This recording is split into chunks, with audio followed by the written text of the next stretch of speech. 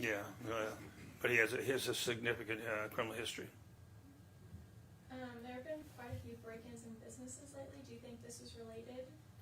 Well, that's a good question. Our criminal investigation division feels like he committed 2 burglaries before this one that night, and we have pretty good information and evidence that he did commit 2 burglaries prior to committing this one. I don't know if you guys are ready to release the name of the officer. No, we're not at this point. Is he on leave right now? We have 2 officers on administrative leave with pay, and that's standard procedure. And did the officer suffer any injuries at all? No, neither one of our officers were injured, and obviously that's a major concern for our department. But again, that's why we have this traumatic incident support team in place to make sure our officers are okay. But physically they're okay, and this is a tough thing. There's a lot of these police officers that have never seen a person die, and it's a traumatic deal. So it's a long process, and we're going to make sure they're feeling okay when they come back to work. About how long have they been on the force? The officers? I don't know. One of them. We're probably not going to go into a lot of that right now. Yeah, we can get into that later. Right now, That'll all come out. I mean, of course, whenever that goes, injury, things like that, it'll eventually come out. I can tell you one was male and one was female. yeah. Are the 2 officers on administrative leave the ones that were involved in the incident, or does that also include the one from last month? Or Yes. is he back to work? No, he's going to be back to work soon. We're in a process right now scheduling him to come back to work. The 2 that are on administrative leave that he's talking about was from this incident. Yeah, right. So, I mean, if there's no further question, again, I'm sorry we had to narrow the scope of this interview, but we did want to touch bases with you guys, let you know a few things, that we are working with the district attorney's office, and we'll be working it till right on up and through grand jury. Anything else? I'm just curious about the process. I don't know if you can go into it, but after an incident like this and the officers are removed from the scene, what is the process after that? Are they taken in for counseling or debriefing, or how do you handle? That's a great question, and that's an important question for us. Well, they're immediately assigned a officer's traumatic incident support team counselor, and they also have their union representative. But we make sure that they're okay physically right off the bat, and we do not immediately ask them to give a statement or any account of what's going on. We want them to go home and relax a little bit and gather their thoughts and come back at an appropriate time where their affidavits will be probably more accurate. And the same thing with peer support and all. They're there to deal with the traumatic, emotional side of it, to make sure their well-being is taken care of, not to go into any facts, any discussion, family, other officers, other people are told, don't question them, leave them be, let people that are trained to deal with an officer.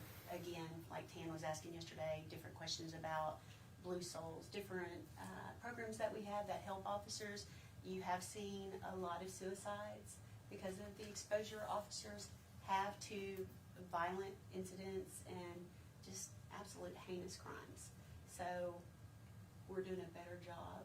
I think all law enforcement agencies are making sure that we're taking care of the well-being, emotional side of it, so that, when and if an officer goes back in service, they're taken care of emotionally.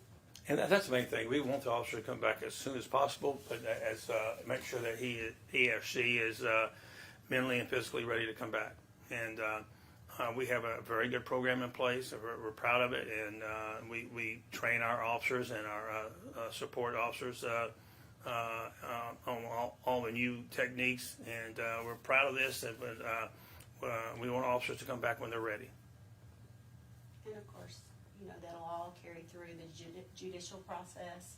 It'll all play itself out. The facts will all be brought in, and then once the grand jury makes their decision, then we'll go whatever direction takes place there and continue to make sure that they're taken care of or represented. Or that. What does it kind of say about the criminals that are on the streets now? Because this is the second incident in the recent weeks that a BPD officer has had to kill a suspect, and it's not the first time this year in the area. Excellent question. It lets us know that law enforcement officers, and I want our officers to know this, and also the citizens to know how dangerous this job is. It's becoming more and more violent. These folks that are committing burglaries and robberies and even theft to some degree have no problem carrying weapons and in many cases using these weapons. So it just goes to show you that our job is tough. Our officers are doing a heck of a good job, but it's very, very dangerous. And I hope our citizens are aware of how dangerous the job is, and how good their law enforcement in Southeast Texas, Beaumont and Southeast Texas, is how well they're doing a good job. Apologize for being late. You may have already touched on this, Chief, but just kind of coattailing that question there. An officer has no idea what he or she is going into when they go into a dark building in the middle of the night and things along those lines. Absolutely. This, I think, more and more recently, and it fluctuates from time to time, but you stop a traffic stop. You stop somebody in the traffic, and with concealed weapons, time and time again, there's more and more of that, and even legally. But the officers have to be aware of whether the individual is carrying the gun legally or not. They have to be aware of a possibility of a firearm being in possession of these individuals, on traffic stops or even on pedestrian stops. Disturbance calls. Do they have weapons in their homes? It's just a time for us to realize things like this happen for a bunch of different reasons, and we're going to take advantage of it in a way that our officers and our citizens know how dangerous this job really is. You know, you talk about a weapon, it doesn't have to be a gun, a knife, a billy club, anything along those lines could cause harm to that officer. Absolutely. I mean, these screwdrivers, pots and pans. It is amazing how many officers are hurt and injured nationwide, just weapons of opportunity by these bad guys. If they're not carrying it on them during the commission of a crime, well, they can easily get to different weapons. And what's really alarming is that they have no fear or have no problem using those weapons against police officers. Chief, could you say the suspect's name again and age, and also can we reveal where he was shot at? Where he was shot. His Are name. you talking about on his person or in the? We won't go to that right now. But his name is Kenneth, Kenninth, Waynon, Waynon, Hooker, Hooker, 7/14/67 his date of birth, and he's 52 years of age. Not to have you repeat yourself again. It's my No. fault that I'm late. That's okay. Just talk about the situation, what happened early on Thursday morning. Well, it just the officers responded to a burglary in progress, and we had two officers respond. And they saw pretty quickly a point of entry, and they entered there, and within a few seconds, this individual, the burglar, they observed him with a screwdriver and trying to pry open a lockbox, and from then on, it got bad. And our officers, they did a great job. They had to protect themselves, and it's just again, I can't say this enough, how there's no routine burglary calls, but a lot of times our officers make these burglary in progress calls, and the bad guy's already gone. But they have to treat every call like the burglar's still in there, and in this case he was, and it turned really bad. But thank goodness our officers are okay. They did a good job. I'm proud of them, but it goes to show you how dangerous this job is. Can you just tell us how well the community played a role in this fighting that burglary?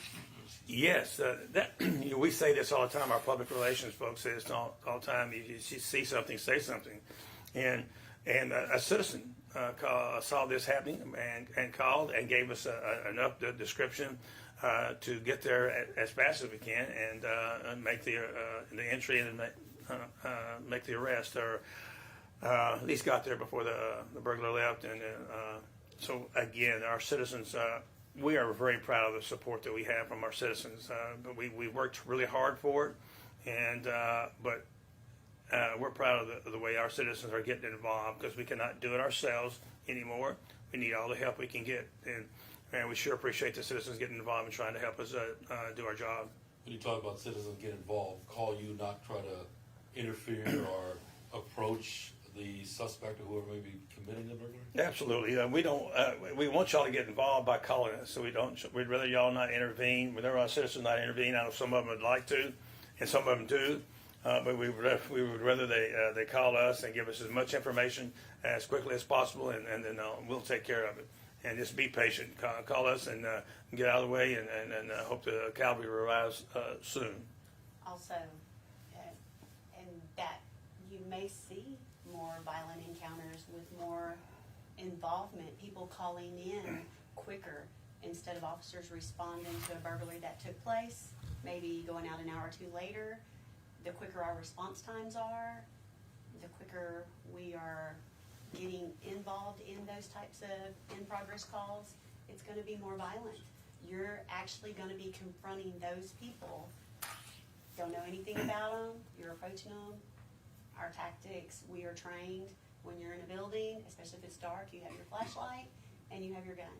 And, you know, you can follow the research on tasers and things like that and find out how, you know, that's not always the most effective route to take. But that's all comes in training, and like the chief said, we want to give the officers every tool afforded to them to be as safe as they can, especially entering a situation like that.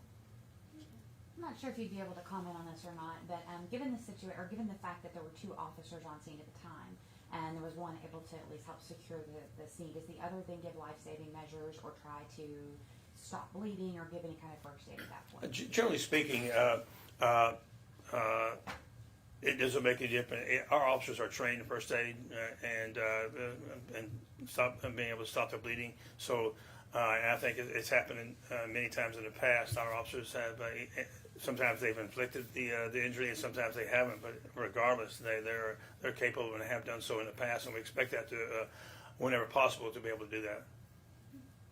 A question we get asked anytime something like this happens is why officers shoot to kill. I think I kind of know the answer, but if you can just explain that. Well, I'll tell you what. That's an excellent question. I want our officers. We're taught to shoot to center mass, and our officers in a high stress situation. There's none of this TV stuff. It's very difficult to aim for an arm or a leg and expect to hit it in a high stress situation.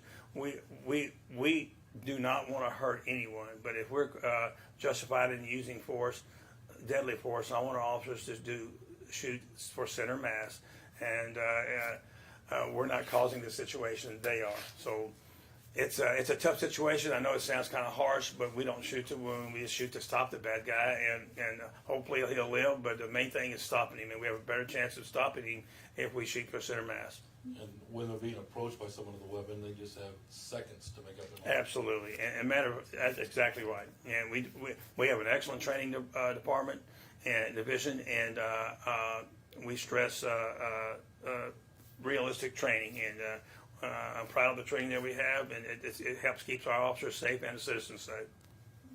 Can you tell us how many times he was shot? I don't want to get into that right now on this interview. Thanks.